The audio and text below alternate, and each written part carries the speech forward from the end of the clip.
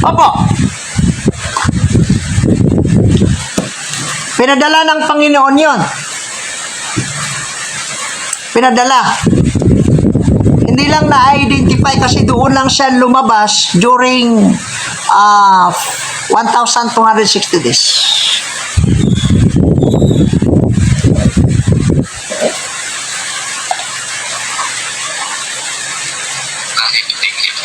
Okay, welcome.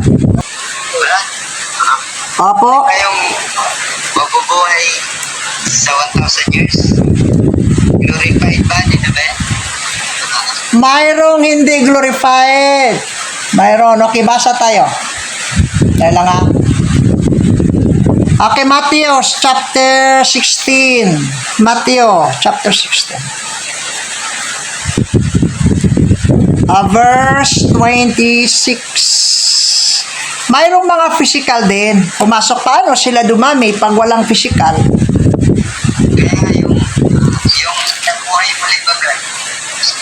Po? Glorified na yun sila.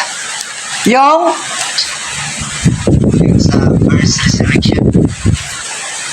yung binuhay. Yung binuhay, glorified na talaga. Oh, glorified na talaga. Hindi na mamatayan. Hindi na mamatay. Revelation chapter 20 verse 4 and 5. Hindi na mamatay. O, ito, basahin natin ha. Okay, verse 6. Blessed and holy is he that hath part in the first resurrection. On such the second day hath no power. But they shall be praised of God, and of Christ shall reign with him 1,000 years. Oh. Ay, pala, brother. Oh. Meron sa akin, brother. Oh. Nagwal. Dalawang saksi. May maniliwala ba sa kanila? Mayroon naman. Sunod sa kanila. Mayroon naman yung naghintay. Naghintay doon sa, basahin ko sa Daniel ha. Daniel. Yung binasa kanina, yung naghintay. Sabi na Daniel, blessed. Mayroong naniniwala. Daniel chapter 12 verse 12. Blessed is he that waiteth. And cometh to the 1,305 and 30 days. Mayroong naniniwala. Mayroong. Siya na yan. Yung mga group sa mga taong naka-endure, naka-adore sa, endure sa 7 years. Salamat po. Chapter 7 verse 14. 7 verse 14. And I said unto them, Share, thou knowest, and he that to me, these are they which came out great tribulation, have washed their robes, made them white in the blood of the Lamb. Mayroon. Tapos, they shall hunger no more, neither thirst any more, neither shall the sun light on them, nor any heat. For the Lamb which is the mid of the throne shall feed them, and shall lead them into the living fountain of waters. And God shall wipe away all thirst from their eyes.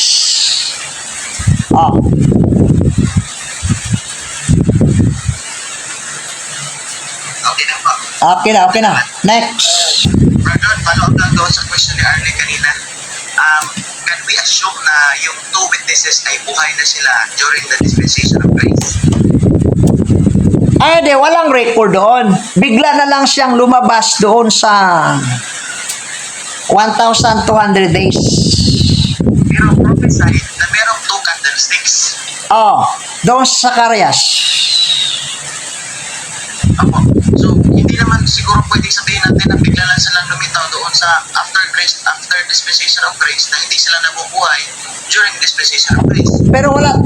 Pero wala. Of sin.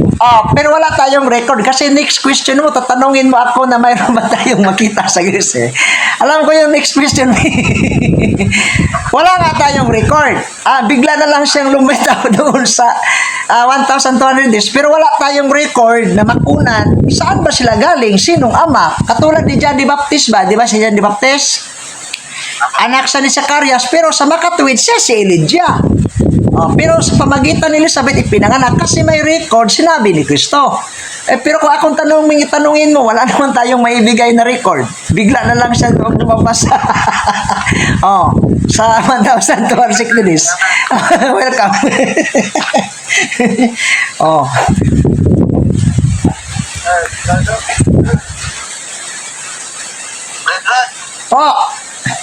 Brethren, during first 3 niya ba, asa man to ang katong dragon nga nagatag og power sa beast? Mayroon pa. Hindi pa siya hinuli. Nandoon ra, dito pa rin sa lupa. Sama siya ato nga. Dito sa lupa.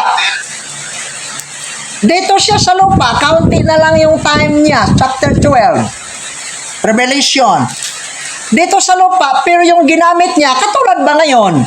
Ang ginamit niya ngayon, mga false teacher, false minister, katulad sa second 3.5 years, ay nandito sa tanas, pero ang ginamit niyang gumalaw, yung base. Tingnan mo ha, chapter 13. Chapter 13 sa Revelation. Ano ba? Verse 2. Verse 5.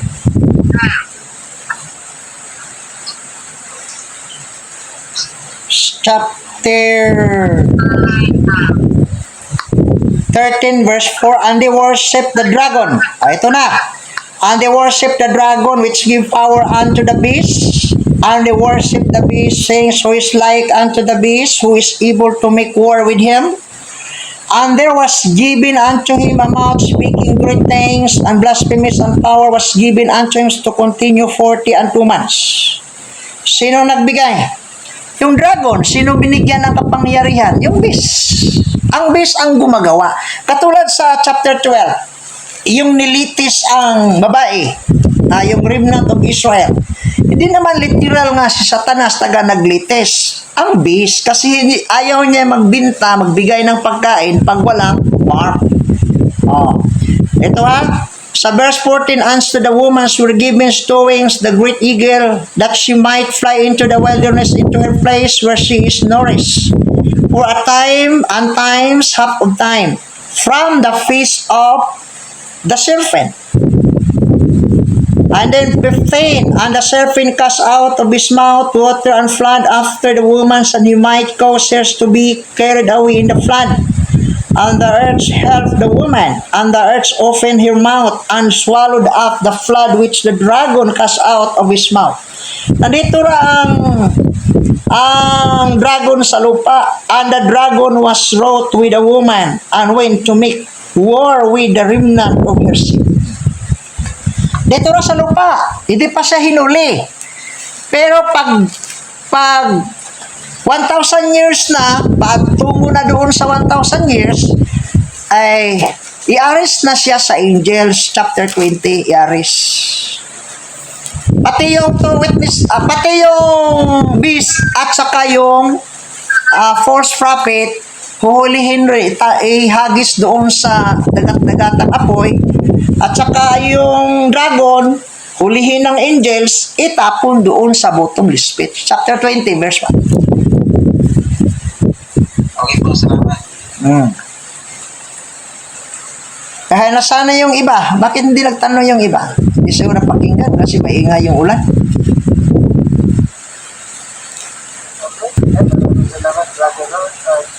Let's pray. Our great God and Heavenly Father, we thank you, the Lord, for this night. We thank you for these discussions that we have from your words. We thank you for using your speaker, your lecturer, Sir Vincent, and Brother Jumayan. We thank you for giving us all your blessings that is stated through the scriptures. And we thank you for this opportunity to study, to continue our studies, as we believe that learning is a continuous process. As we take our rest for this night, please guide us through your Holy Spirit and always encourage us through your words. All of these things we trust and we give thanks through Christ Jesus, our Lord and Savior. Amen. Amen. Good night, everyone.